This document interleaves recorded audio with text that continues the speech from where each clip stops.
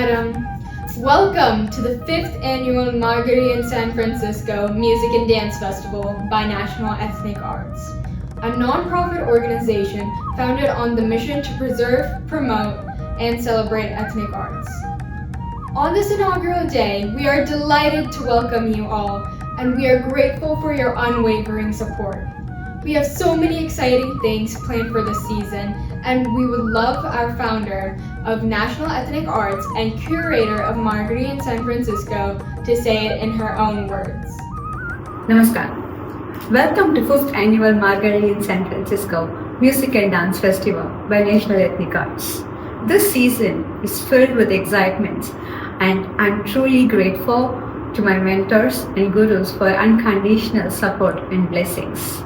This season, we are also grateful for our guest artists, Srimati Hema Rajagopalan, Srimati Sandhya Srinath, Shri Srinath Bala, Shri Rajan Vaidishwaran, and Srimati Lavanya Surender. This year, we are honoring the performing gurus for their selfless services to the community for growing arts.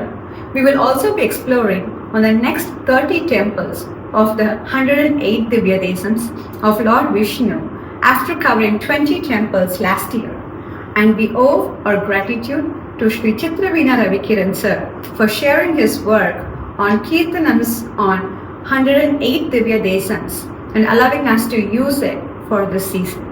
Thank you very much, sir. Margazhi is the 9th month in the Hindu lunar calendar, and it symbolizes a period of spiritual and cultural pursuits steeped in bhakti, usually observed in the southern part of India. It falls during the peak winter season from mid-December to mid-January every year. Margazhi in San Francisco Music and Dance Festival is curated to recreate the essence of the Margazhi season in the United States of America. Trivia sections for the season are contributed by Srimati Lavanya Surender, founder of Om LLC, Milwaukee, and presented by Pavitra Krishnakumar, Apurva Shastri, Sumitra Suryamurthy, and students of Guru Srimati Swati Lakshmanan. Let us begin this year's Tirtha Yatra in the beautiful premise of Thanjaimamani Kovil Divya Desam, located in Thanjavur, Tamil Nadu. Thanjaimamani Kovil is a rare Divya Desam where 3 forms of Lord Vishnu, Shri Neelamega Perumal, Shri Manikundra Perumal, and Shri Veera Narasimha Perumal are worshipped together under one roof. Lord Kubera requested Vishwakarma to build a divine city here, which was constructed in the shape of the powerful Garuda, who is believed to protect the devotees in this city. The deities, originally installed in separate locations, were relocated to the current site by the Nayak rulers to consolidate the region's sacred spaces. The Moolavars are Neelamega Perumal, Manikundra Perumal, and Veera Narasimha Perumal, each residing with their consorts Shri Devi, Bhudevi, and Neela Devi. The deities are housed under the Garuda Vimanam, symbolic of Garuda's protection. Each Perumal faces Thanjavur, hence the name Thanjaimamani, precious gem of Thanjavur. Key festivals include special celebrations for each of the 3 deities, as well as an annual Brahmotsavam. Tirumangayalvar composed 10 pasurams, also known as divine hymns, on this temple, honoring the unique sanctity of the 3 deities. With that, we come to the end of today's segment. Namaskaram.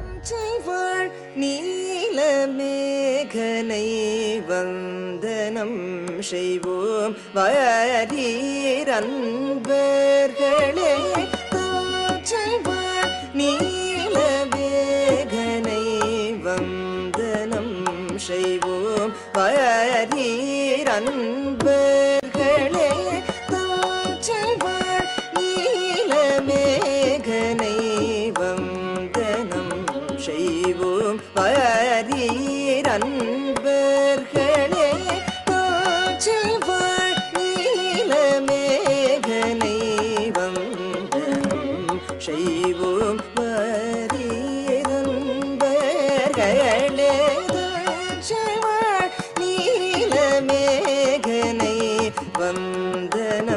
Shivam Pariram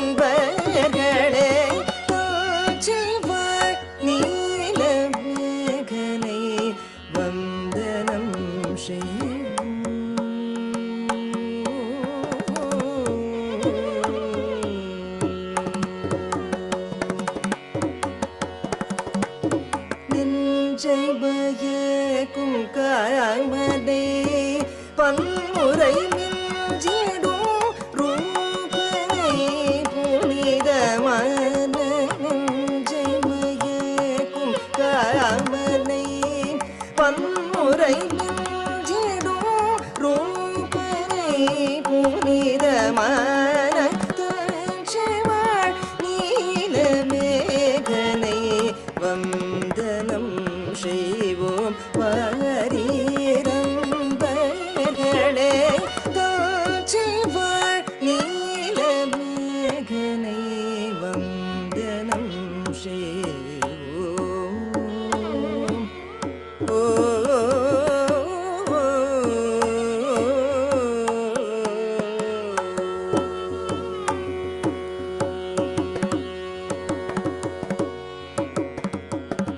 தஞ்சைக்க சுரனை மாய்த்தருள் செய்த தஞ்சை நாயகேஷன் நரசிம்ஹனும் தஞ்சைக்க சுரனை மாய்த்தருள் செய்த தஞ்சை நாயகேஷன் நரசிம்ஹனும் தஞ்சம் தந்திடும் ரவி சசிலோச்சனம் தஞ்சம் தந்திடும் ரவி சசிலோச்சன அமுதவந்தியை கொஞ்சிடோமடி கொஞ்ச பெருமாடும் உறைந்திடும் தஞ்சைவாழ் நீலமேகனை தஞ்சம் தந்திடும் ரவி சசிலோச்சன அமுதவந்தியை கொஞ்சிடோமடி கொஞ்ச பெருமாடும் உறைந்திடும் தஞ்சைவாழ் நீலமேகனை வந்தனம் செய்வோம் வாரீரம்பர்களே தஞ்சைவாழ் நீலமேகனை வந்தனம் செய்வோம்.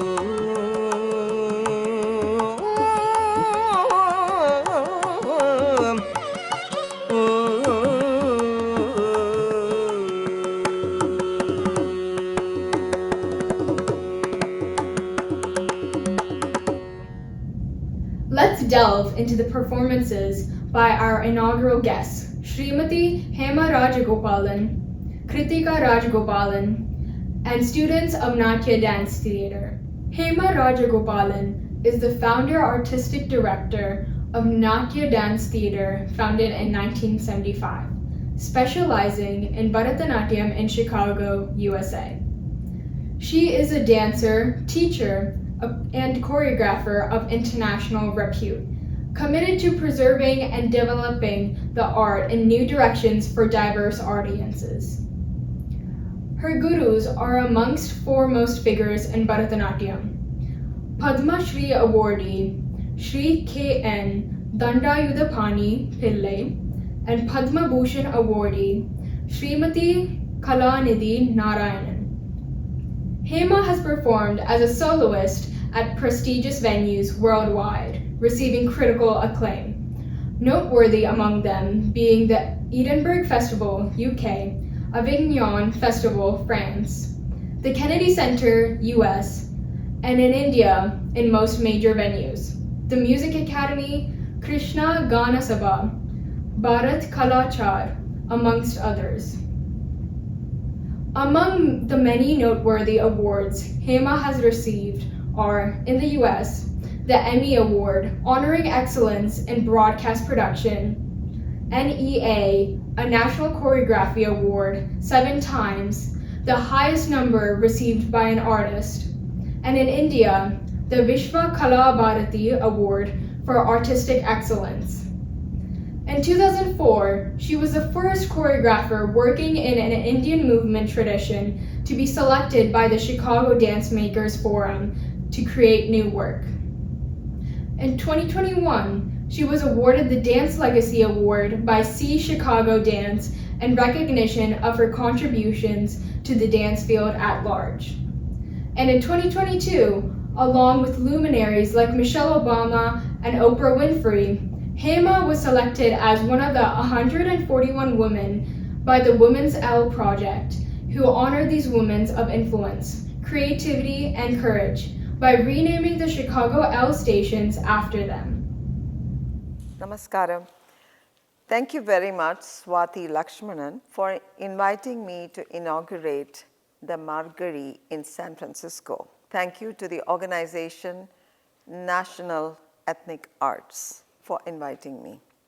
I'm very pleased to be here and feel very honored to be here and share with you my journey in Bharatanatyam in the US.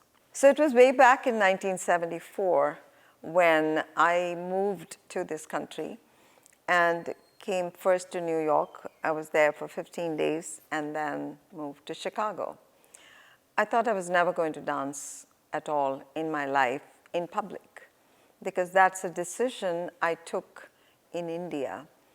Because of the bureaucracy at the time in New Delhi, when I was an upcoming artist, I felt the need that I have to give up dancing in public because I did not want to get into the system where I had to be marketing myself and promoting myself in order to get performances. So I thought this is not the way the sacred art was instilled in me, and I really didn't like the idea. So an opportunity came and I came to this country, and literally I was only dancing in my bedroom for almost maybe 5 to 6 months.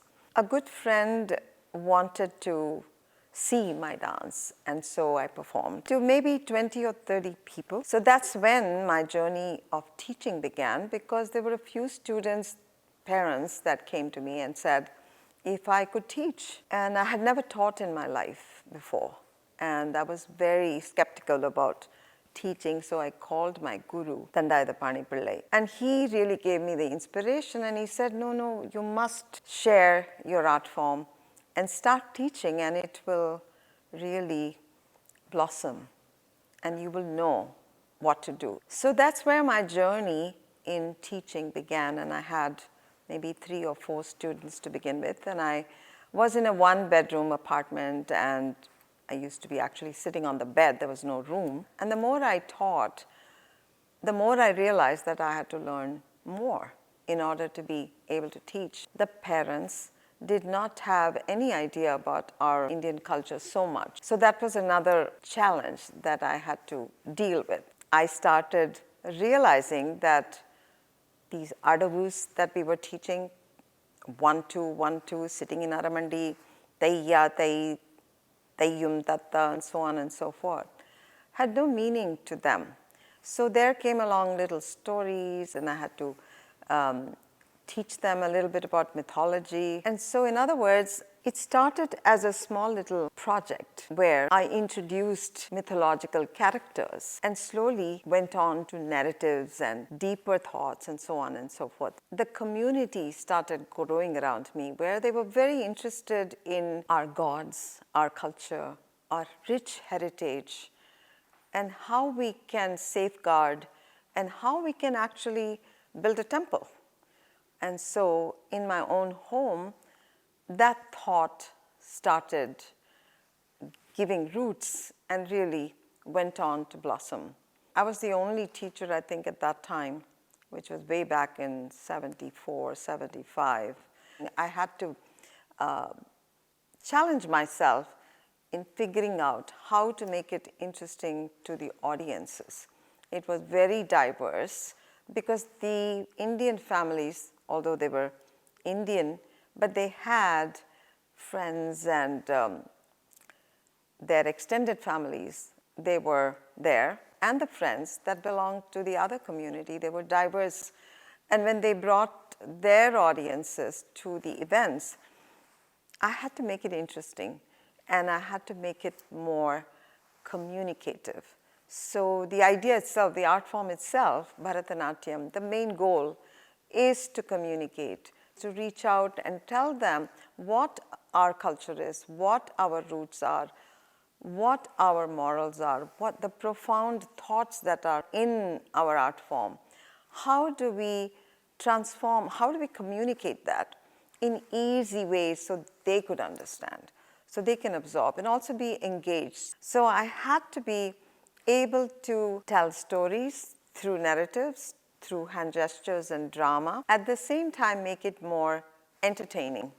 And of course, I started performing as a soloist from 1980 to almost 1995. I was a soloist and I used to perform with a live orchestra from India. So I almost toured for 6 months in a year throughout the United States in all different states and all different stages, mainstream stages, museums, small little places. And at every place that I went to, there was some Indian organization or the other. Some little family would come and say, we want to learn dance. I don't know where to learn dance. We really want to learn Bharatanatyam. So, of course, it grew. And my students also grew. The community grew. The temples came up in 1986. The dancers were dancing about gods and goddesses and the stories, Ramayana and Mahabharata and so on and so forth. My aim was always to present profound thoughts. It's not easy to really understand why mythical characters and Mahabharata or Ramayana, whatever they did, would they be still valid today? I really am very interested in the deeper inner meaning of all our mythology, our epics, our Vedas, our Shastras, what it communicates, what it is really. So I'm still a student of those thoughts. I am a proponent of making sure that the integrity of the art form is always maintained while pushing the envelope, so to say. So the integrity of the art form needs to be understood by every artist. If it is a teacher who is teaching, must realize what our art form means, what the parameters are, and then work with developing it to move forward. Opportunities came my way to present this art form in main stages. Collaborations, for example, the Chicago Symphony Orchestra. I had the opportunity to perform with them. So when I had to do that for diverse audiences, I had to push the envelope so that they can understand.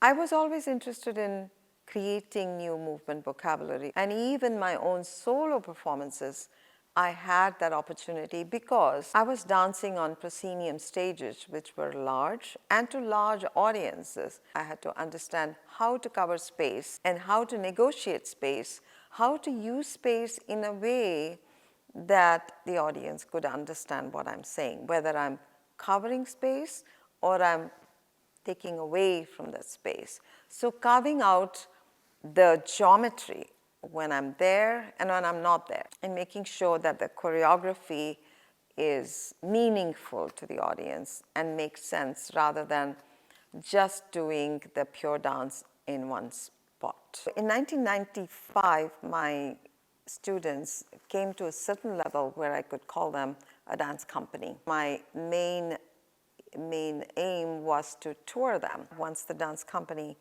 was formed, and we had the opportunity of presenting our signature work called Shakti Chakra, which won an Emmy Award. Because of its choreography, we had narrative pieces, and we also had abstract segments which described what was coming next.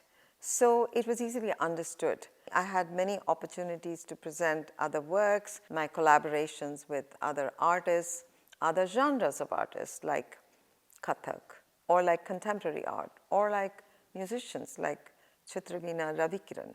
That expanded my horizon, and that expanded my art also, I want to say. So I'm very thankful to all the collaborators that worked with me.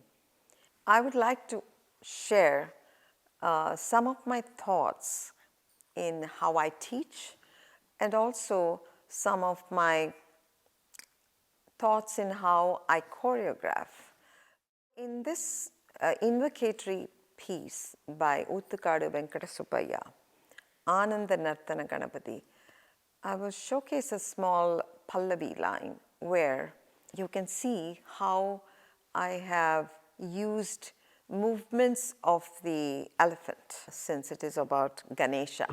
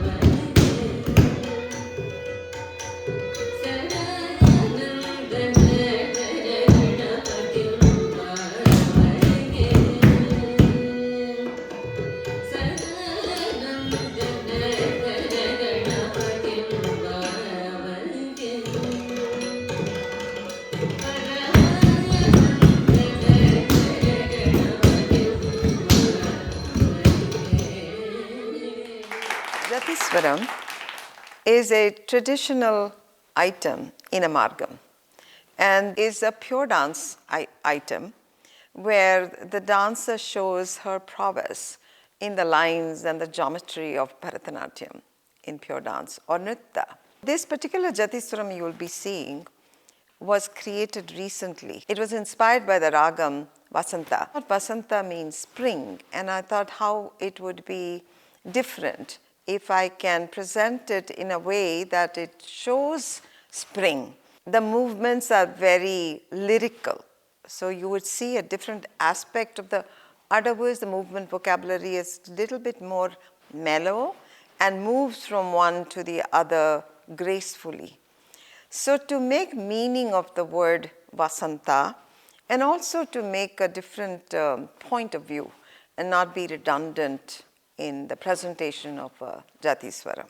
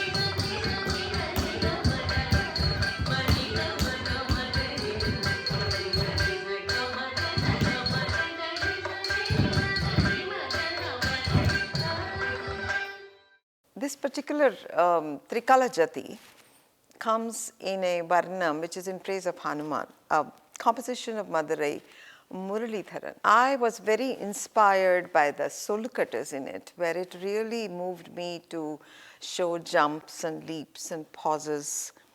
And so I thought it was Hanuman looking for Sita. I taught Vinay, my student, this whole Varnam online. It was kind of hard, but it was very challenging also at the same time. Gave me a different perspective when I see him on Skype. At that time it was Skype. The movement vocabulary was carefully thought of. I wouldn't say carefully thought of. I never carefully think. Many times it just comes out sometimes because of the inspiration, because of the solukatas, because of the dancer, the way the dancer moves. It had movements of a monkey and the movements of Hanuman also, how emotionally he was searching and how he gets disappointed.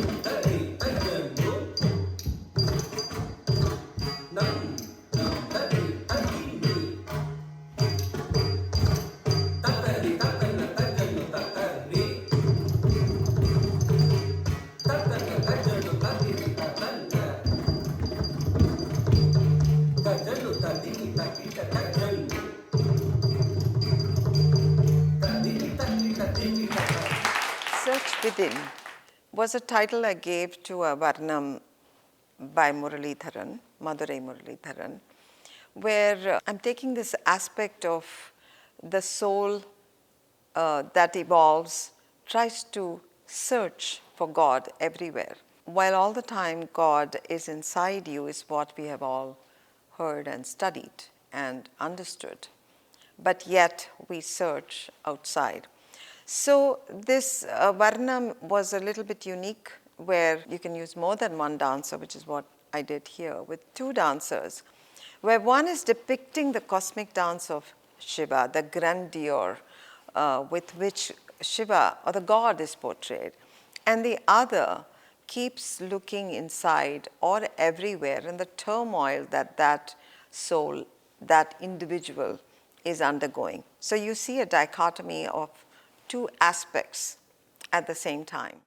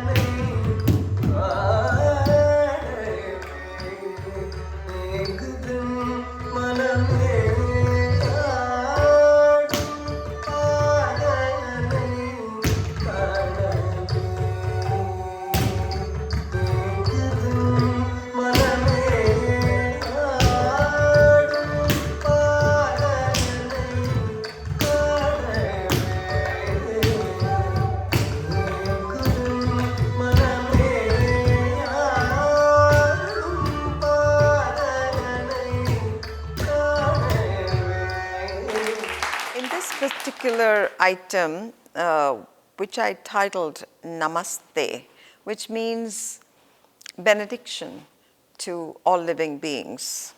There are two dancers that are depicting the two energies, the masculine and the feminine. The two dichotomy here again, where movement itself shows the coming together and coming off, coming together, the play of the two, the attraction between the two sides of a magnet, how it attracts each other and how it becomes a whole, is Namaste.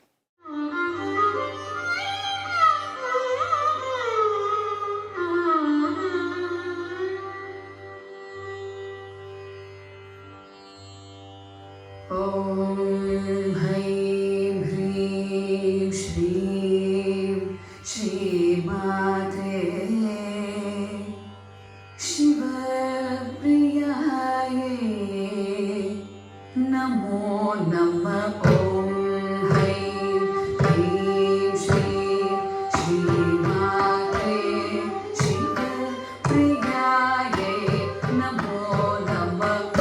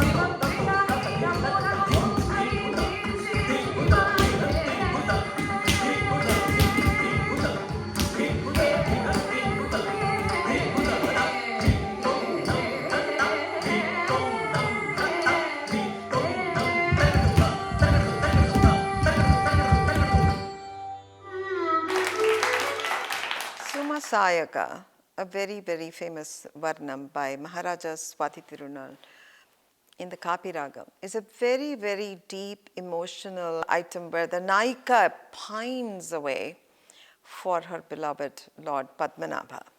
And the Ragam itself is such that it just churns you.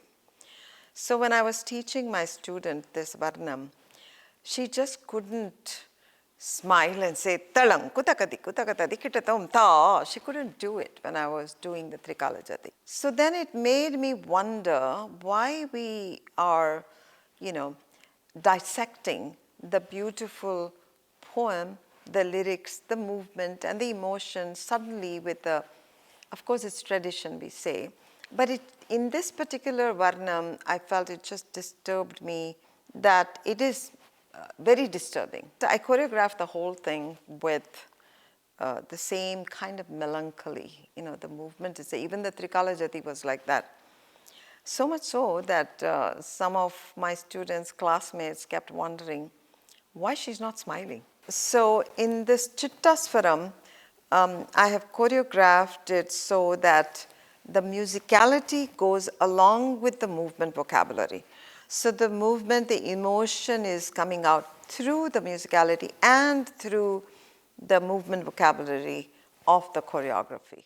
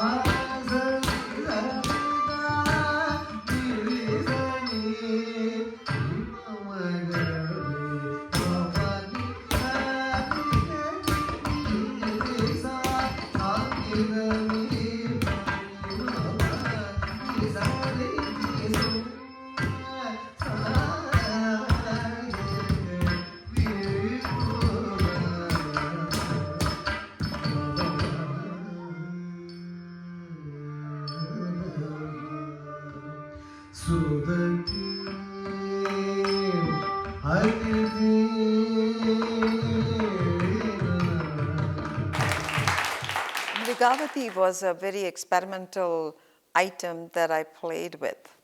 My student brought this folk tale. It's a Sufi adaptation of the Ramayana called the Magic Dough. I showed transformations happening, and you will see the seed sprouting into a little twig. Then the twig becomes a bigger creeper. Then flowers blossom. Then that turns into a snake that goes on the creeper.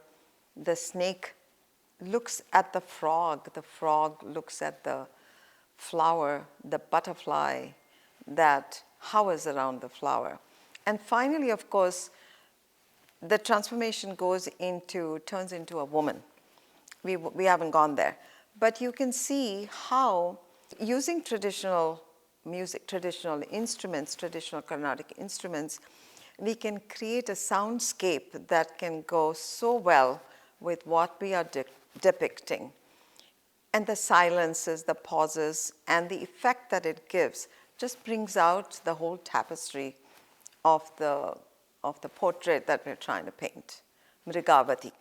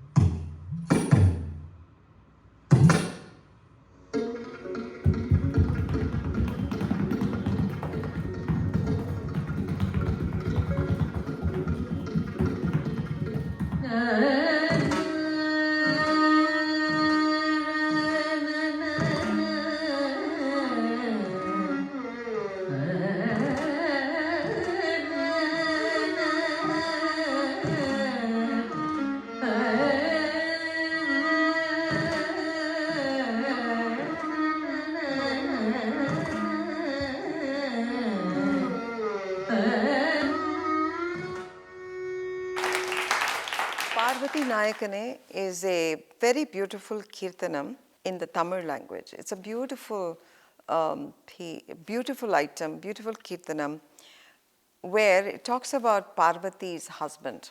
And we haven't shown the Pallavi for you.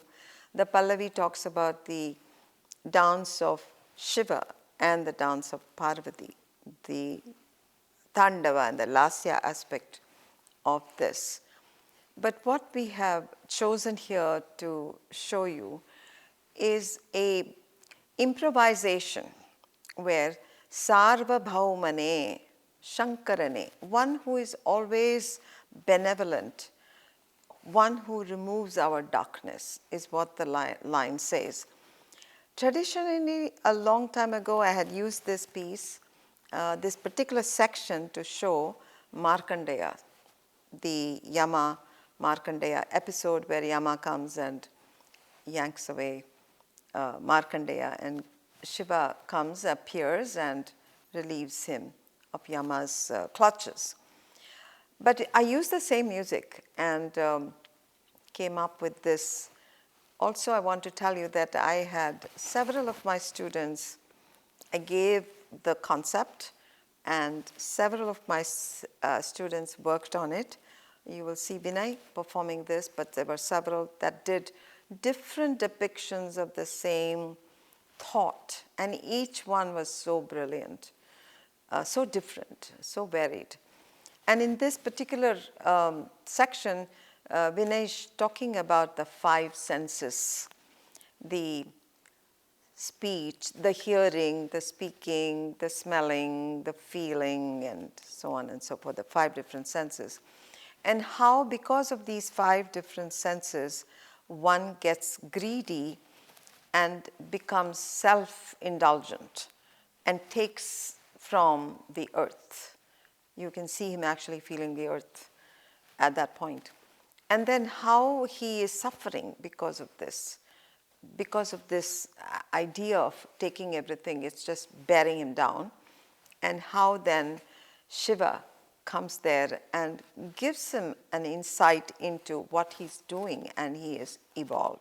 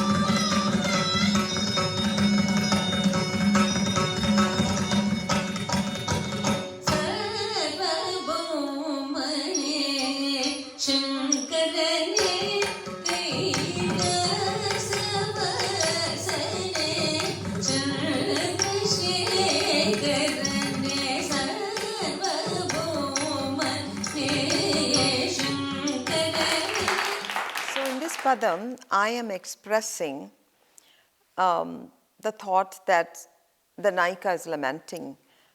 And she's very, very sad because she reminisces a long time ago how her beloved said to her that he would be back the very next day.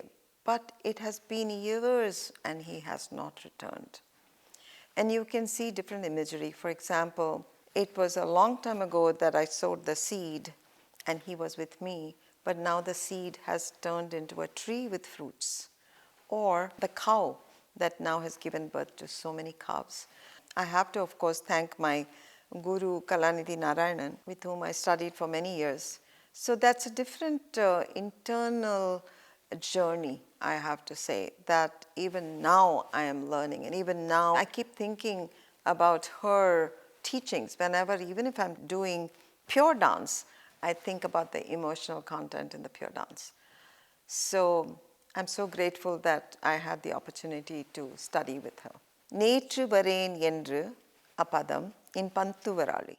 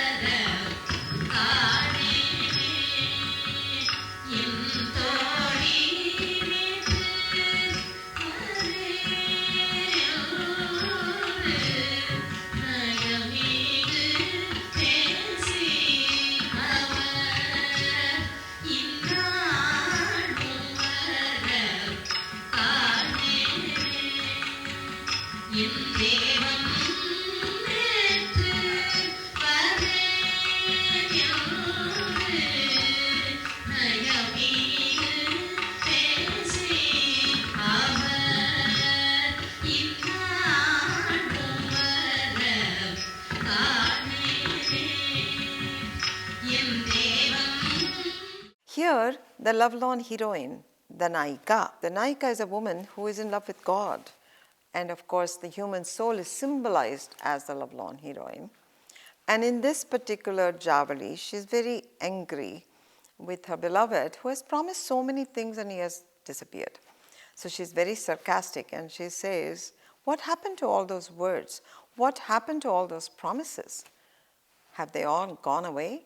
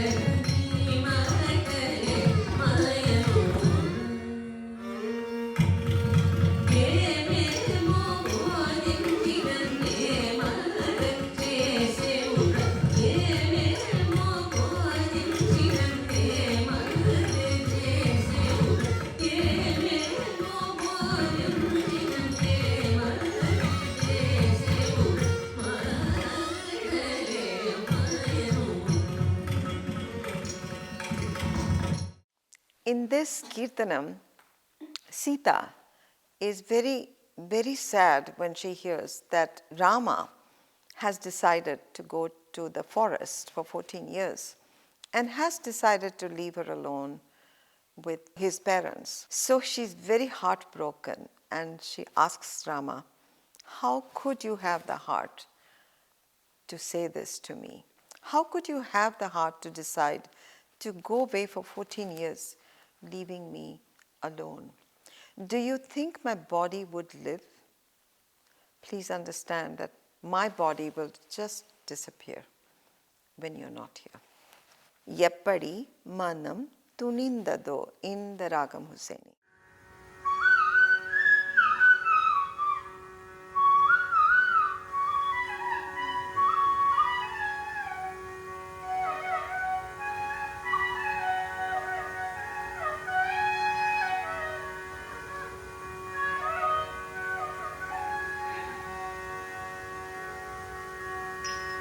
எப்படி மனம் துணிந்ததோ எப்படி மனம் துணிந்ததோ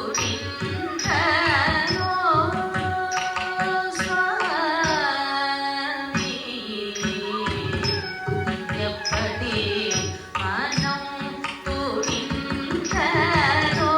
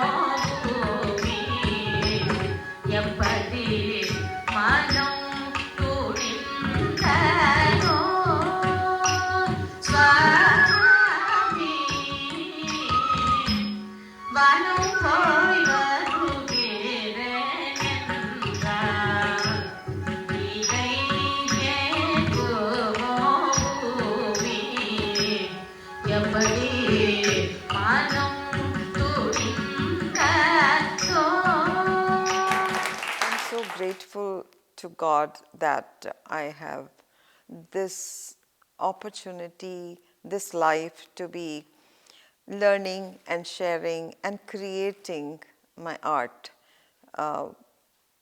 which I love, which I have been so passionate about. It is going to be almost 50 years now next year. I couldn't have done this without so many of my students, volunteers, and others who helped me in this journey. I want to talk about my teaching methodologies. So I am a very big proponent of making sure that lines and geometry is well kept and preserved. So we, in our school, we maintain pure dance with basic steps at every class. We don't do anything at any level without doing basic steps. Even my dance company students, my senior most students do adavus before they really go into any kind of items. So that's, I feel that is a very important aspect to keep artistic excellence clean and at a level which can be really appreciated. And you can see that a dancer who consistently works on adavus, movement vocabulary, whatever it may be, is definitely going to be a graceful dancer.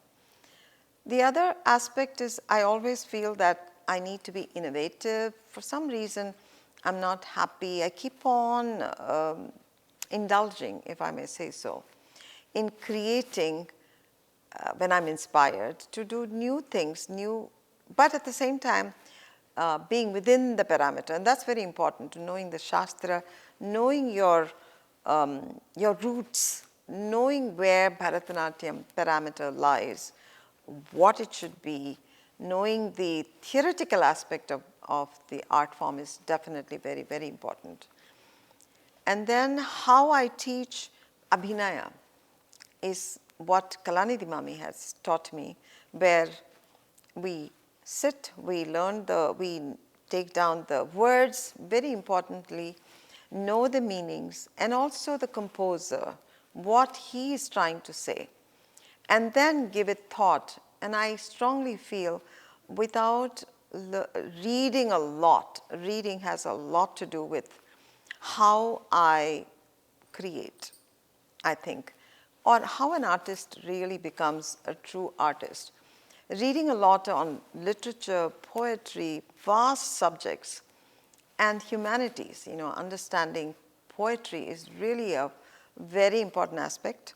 Apart from our own mythology, apart from our own philosophy and profound thoughts in all our different sects of philosophy. So that is a very important aspect. I feel it's a very required aspect when you start creating, when you start teaching. It's very, very important. So that is one aspect. My daughter, Kritika, also I want to thank her for being a part of my journey, because she's a big inspiration. She creates also, and her insights into creating in different ways also has opened new avenues of vistas, I would say. I want to give you an example. Once she was creating something, and the theme was Genesis, where Adam and Eve were walking through the forest.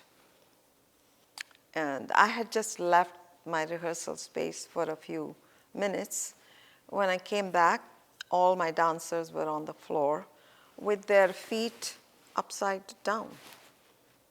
So they were all on the floor with their feet parallel to the sky, and it was bent.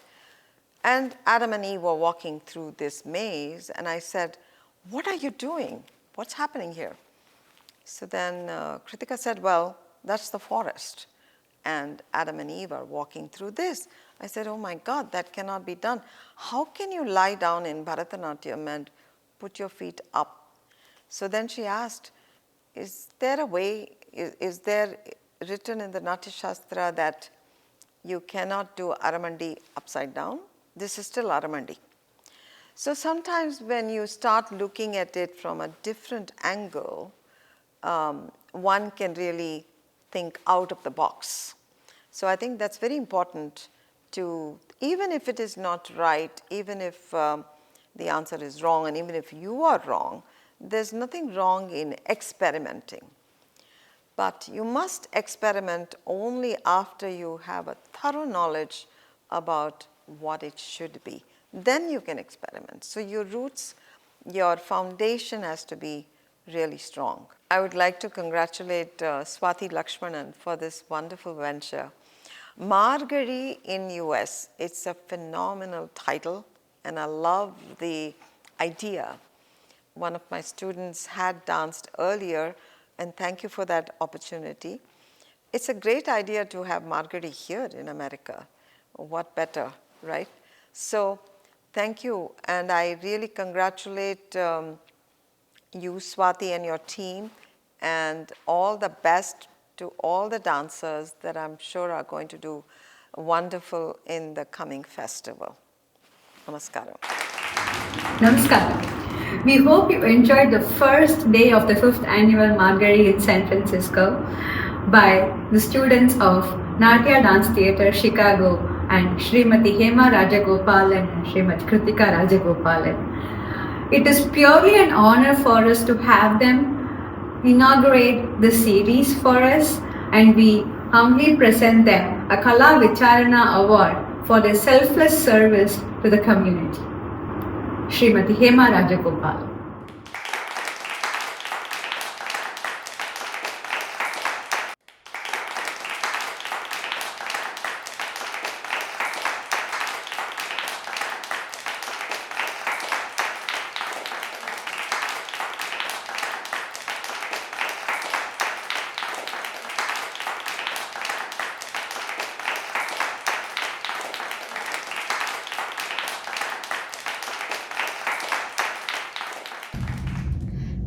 you for your beautiful showcase today. We look forward to seeing you all again tomorrow with our wonderful line of artists and more fun trivia about the Divya Desams.